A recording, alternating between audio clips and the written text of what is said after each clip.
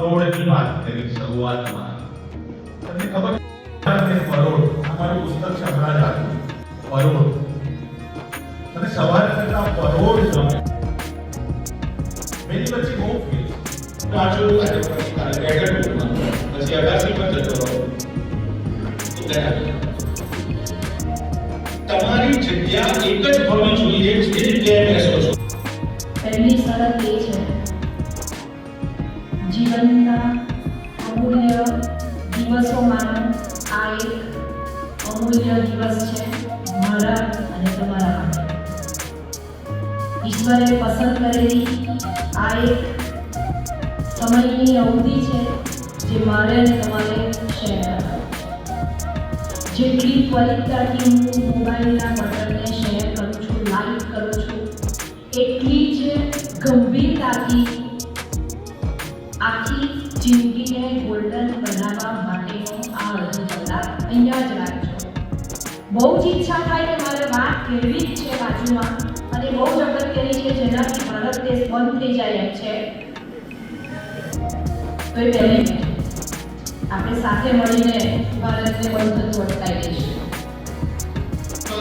Teacher, motivational speaker recharge કર્યા જ કરે પણ અસર નથી થતી, અને એની ચોપડી જોજો તો પહેલું માનવું ખોલ્યું હોય ને પહેલા દિવસે એવું છેલ્લા દિવસે એવું જ હોય.